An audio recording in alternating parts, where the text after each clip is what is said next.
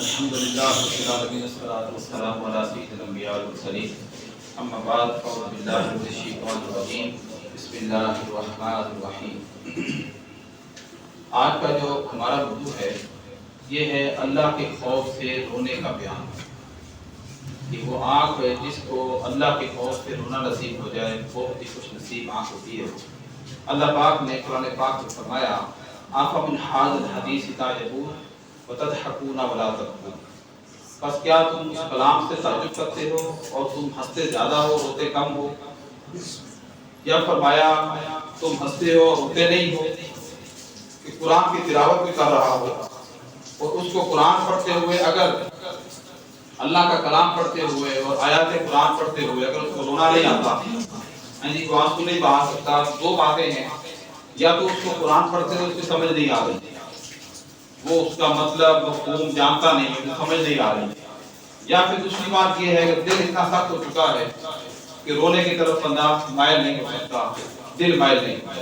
عبداللہ بن عباس روایت کرتے ہیں، کہتے میں نے نبی کریم صلی اللہ علیہ وسلم کو فرماتے سنا کہ دو آنکھوں کو آگ نہیں چھوئے گی، دو آنکھوں کو آگ نہیں چھوئے گی، ایک وہ آنکھ جو اللہ کے خوف سے روئی اور دوسری وہ آنکھ جس نے اللہ کی راہ میں پیرا دے کر رات گزاری۔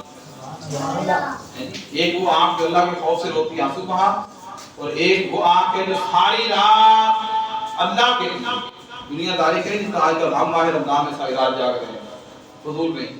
ہاں، جو خوش نصیب ہوں گے وہ لوگ جو اللہ کے لیے جاگتے ہوں گے، قیام اللیل نوافل پڑھتے ہوں گے، قرآن پڑھتے ہوں گے، عبادات کرتے ہوں گے، تسبیحات کرتے ہوں گے، وہ آنکھ فرمایا جو اللہ کے لیے پہرا دیتی رہی وہ خوش نصیب آنکھ ہو جائے گی، وہ آگ سے آگ اس کو نہیں چھوئے گی۔ اور ایک آنکھ وہ ہے جو ہر وقت اللہ کی خوف سے، ڈر سے، تقوی سے آنسو بہاتی رہتی ہے۔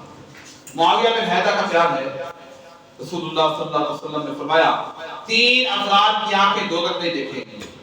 فرمایا ایک وہ آنکھ جس نے اللہ کی راہ میں پہرا دیا، دوسری وہ آنکھ جو اللہ کی خشیت سے روئی، اور تیسری وہ آنکھ ہے جو اللہ کی حرام کردہ چیزوں سے باز رہی،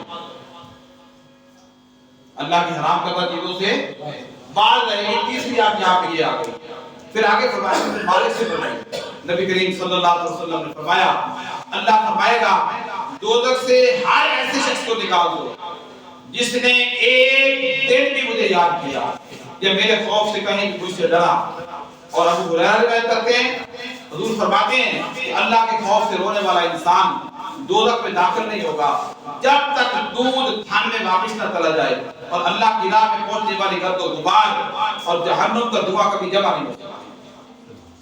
یعنی فرما رہے ہیں آقا علیہ السلام کہ جو اللہ کے خوف سے زندگی میں روتا ہے، روتا رہا، اس کی مثال ایسے ہو جائے گی جیسے دودھ تھنوں سے نکل آئے تو واپس نہیں جاتا ہے، دودھ تھنوں سے نکل آئے تو واپس نہیں جا سکتا۔ حضور یہ مثال دے رہے ہیں کہ جو رونے والا ہوگا اللہ کے خوف سے کبھی دوزخ سے نہیں جا سکتا، یہ مثال ہے۔ عبداللہ بن مسعود سے روایت ہے نبی کریم صلی اللہ علیہ وسلم نے فرمایا جس مسلمان کی آنکھ سے مکھی کے سر کے برابر ہے، مکھی کے سر کے برابر بھی خوف خدا بندی کی وجہ سے آنسو بہہ کر اس کے چہرے پر آ گرے تو اللہ تعالیٰ اس پر دوزخ کو حرام فرما دے گا۔ سبحان اللہ۔ تو پانچ جگہ مالک ہے۔ حضرت ابو ہریرہ روایت کر رہے ہیں فرمایا جب یہ آیت کریمہ نازل ہوئی بس کیا تم اس کلام سے تعجب کرتے ہو، تم ہنستے ہو روتے نہیں ہو؟ تو اہل صفہ اس قدر روئے کہ ان کے آنسو ان کے رخساروں پر بہہ پڑے۔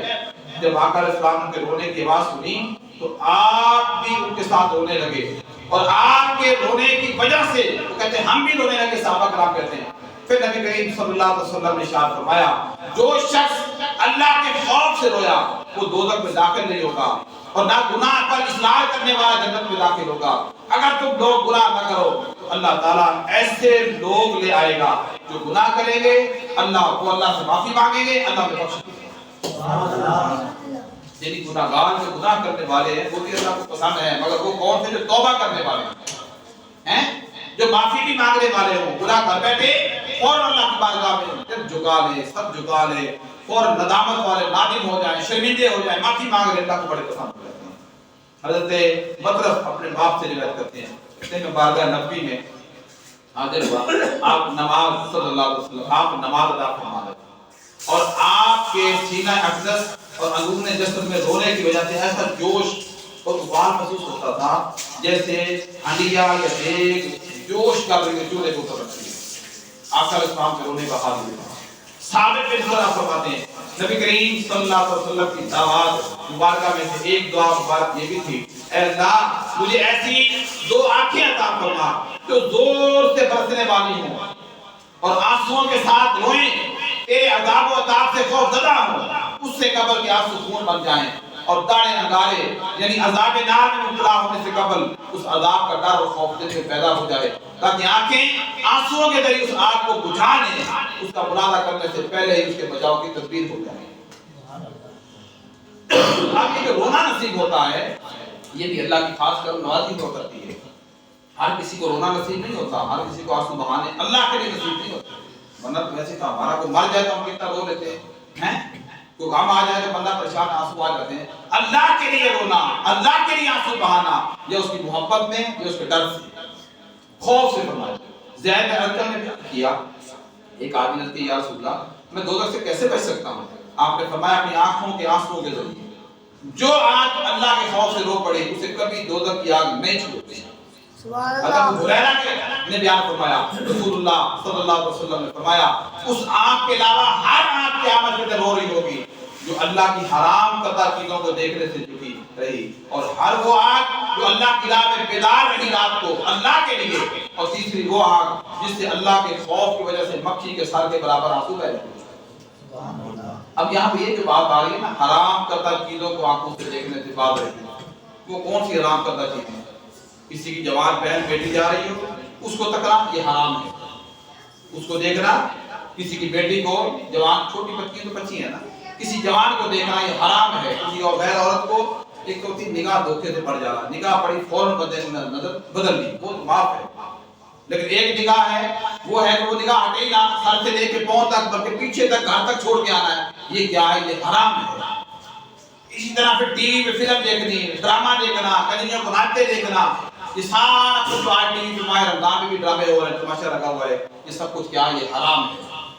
تو ٹی وی پہ دیکھ کے تم وہ جو شو کر رہے ہیں لوگ ہیں وہ کل تک گانے باجے بجاتے ہیں، جب ماہ رمضان آتا ہے وہی ہمیں دین پڑھا رہے ہوتے ہیں، وہ نعت خواں بن جاتے ہیں، وہ پتہ نہیں کیا کیا بن جاتے ہیں، ٹوپی پہن لیتے ہیں، دو چار نعت خواں بٹھا لیتے ہیں، ان کو بٹھائے رکھتے ہیں، پڑھ خود رہے ہوتے ہیں، مسئلے وہ بتا رہے ہیں.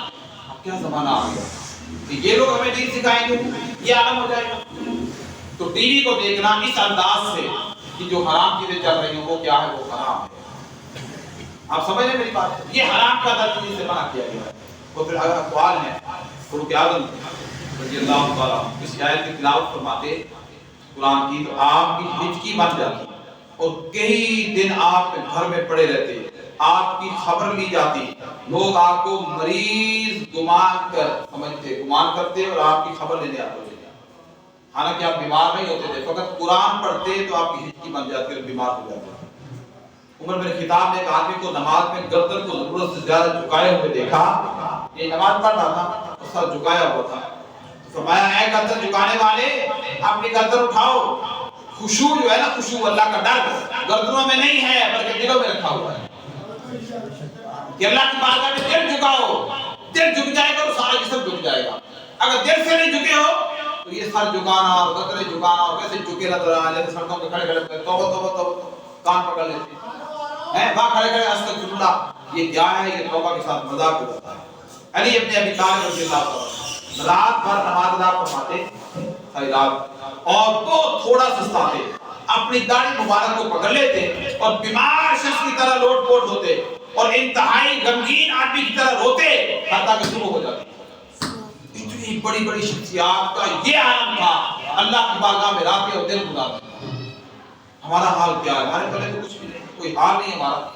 ماہ رمضان آج دوسرا عشرہ جا رہا ہے. یہ کون سا ہے؟ عشرہ مغفرت ہے. پہلا رحمت تھا، دوسرا مغفرت، تیسرا دوزخ سے آزادی کا ہے. یہ عشرہ مغفرت، یہ رونے کا عشرہ ہے. یہ معافی مانگ رہا ہے. راتوں کو آئیں مصلی پہ آ جائیں، اپنے آپ کو مصلی پہ تیار کر کے لائیں اور اپنے آپ کو داڑھی ہو چہرے پہ تو پکڑ لیں اور کہے مولا میں تیرا مطلب. بڑی بڑی شخصیات کو اٹھا کے دیکھیں، ان کی تاریخ اٹھا کے دیکھیں. امام اعظم کا ایک جان لینے آ گیا کل رات کو، ان کا رات گزارتا ہوں، دیکھتا ہوں میں دیکھتا ہوں کہ کیا कैसे रात में गुजारते हैं। बहुत बड़ा नाम है, बड़े इमाम है, बड़े मुफस्सिर है, बड़े पढ़ी लिखी शख्सियत है। जब आपका मेहमान बना, आपने शाम को जो खिदमत करनी थी की और आराम करने के लिए कमरा दिया, साथ ही इमाम साहब का कमरा था। उसे झुक के देखा कमरे में झांक के, तो क्या देखता है, इतना मोटा ताजा फोम गद्दा बिछा हुआ है। उनका अच्छा, लोग इनको बहुत बड़े इमाम कहते हैं, बड़े मुफस्सिर और मुहद्दिस कहते हैं, बड़े दीन का आलिम इनको कहते हैं, और इतना बड़ा मोटा ताजा फोम बिछा के, इतना बड़ा गद्दा बिछा के रात को फोम पे सोते हैं। इनके बारे में बड़े किस्से सुने हैं, बड़ी इबादत करते हैं रातों को। चले, इनका पता चल जाता है यार। अब रात को क्या हुआ, जब रात का थोड़ा पैर गुजरा, वो क्या देखता है कि बिस्तर खाली है। वो तलाश करते करते अंधेरा था, मस्जिद में पहुंचा, देखा तो चिराग भी गुल किया हुआ है और इमाम साहब ने दाढ़ी अपने हाथ में पकड़ी हुई है और कहा, मौला अगर अबू हनीफा बख्शा गया तो क़यामत वाले दिन बड़ी ताज्जुब की बात है। उनकी रातों का हाल ये था कि सारी सारी रात क़याम करते थे, रुकू करते थे, सुजूद करते थे, आंसू बहाते थे, रोते थे, गिड़गिड़ाते थे, उसको मनाते मनाते गुजर जाती थी। और आज हम हैं, उनको मानने वाले हैं, उनके पैरोकार हैं, उनको अपना बड़ा सरबराह मानते हैं, उनको दीन के आलम मानते हैं, उनकी सारी बातें मानते हैं, मगर हाल क्या है, अपना कुछ भी नहीं करते। हम खुद कुछ भी नहीं कर रहे, कोई मेहनत नहीं हो रही, फकत रोज एक रस्म है, नमाज पढ़नी है तो फर्ज है, पढ़नी है, रोजा रखे तो रोजे फर्ज है, आए हुए रखने, इससे बढ़ के हम क्या कर रहे हैं। ये तो करना ही करना है, ये तो फर्ज हो गया है। ये तो जैसे कहते हैं कर्ज है, देना ही देना है। उसके अलावा नवाफिल है, ज़कात और खैरात है, अगर तौफीक हो, नहीं तो कम से कम रात को मुसल्ला तो है, उस पे तो कोई खर्चा नहीं होता, कोई दिहाड़ी नहीं लगानी पड़ती, मुसल्ले पे आ जाए, अल्लाह की बारगाह में सारी रात क़याम करें, सारी रात क़याम करें, सारी रात रुकू करें, हैं, सुजूद, सारी रात सजदे करें, उसकी बारगाह में रोएं, गिड़गिड़ाएं, अल्लाह की इज्जत की कसम। आज आपको, मुझे, किसी को मौत आ जाए, घर वाले रखेंगे फ्रिज में 4 दिन, कोई अपना अब्बा मरे है, इन 8 दिन फ्रिज ही रख लेंगे, देख दे रहा होगा कभी ऐसे, उन्हें उठाना है और कहना जल्दी करो, अफ्तारी से पहले दफना होगा क्या नहीं होगा। अगर मैंने सजदे किए होंगे, आंसू बहाए होंगे, उसकी बारगाह में गिड़गिड़ाया होगा, कुरान बहुत पढ़ा होगा, नवाफिल बहुत पढ़े होंगे, यानी फर्ज से हट के इबादत की होंगी, वो किसके काम आएगी, वो मेरे काम आएगी, वो मेरा अपना किया हुआ अमल होगा। बाप वाले क्या करते हैं क्या नहीं करते, वो तो आगे जलाल पे लड़ेंगे, वो तो मेरे हिस्से ही करेंगे, वो तो अंगूठी लेके कहेगा, एक पुत्र कहेगा मेरी, दुआ कहेगा मेरी, लड़ाई झगड़ा शुरू हो जाएगा, तो दुनिया आएगी खा पी इतनी है, वो पता नहीं पैसे फिर कैसे होंगे, क्या होगा, क्या मामला। असल में अमल वो काम आना है जो मैंने खुद करना है, जो मैंने खुद करना है। अगर सारी रात जो भी जाग के गुजारता हूँ, बच्चों के साथ खुश हो के गपशप लगा के टाइम गुजार के सहरी के लिए बड़ा औखा उठता हूँ, कई लोग सहरी भी नहीं खाते, हालांकि खुदा की इज्जत की कसम सहरी में अल्लाह ने बड़ी बरकतें रखी। सुन्नत तो है ही है, हमारे नबी का तरीका है, एक लुक़मा भी खा लेना सहरी, मगर सहरी में बड़ी बरकत है। फरमाया जो सहरी करते हैं अल्लाह की खास रहमत उन पर बरसती है, सुभान अल्लाह हैं। और जो माह रमजान में ये कर रहे हैं बड़े खुश नसीब है वो लोग, और जो नहीं करते उठना भी गवारा नहीं करते, फजर क्या पढ़नी है, सहरी क्या करनी है, रोजा क्या रखना है, ये भी इंसान कोशिश करेगा तो मिलेगा, वरना नहीं मिलेगा। गुरु क्या फरमाते हैं, हुज़ैल बिन अय्याद फरमाते हैं, आपने फरमाया मुबारकबाद हो उस शख्स को जिसे लोगों से वाशियत हुई, अपने मौला से प्यार हुआ, है, अपने मौला से खुश हो गया, और जो अपने गुनाहों पर आंसू बहाने वाला बन गया, लोगों के सामने नहीं, अकेले बस अपने मालिक के साथ बात कर। कहते तहज्जुद एक ऐसी नमाज है जिसको लाडली नमाज कहा गया है, लाडली नमाज, लाड वाली नमाज। क्यों?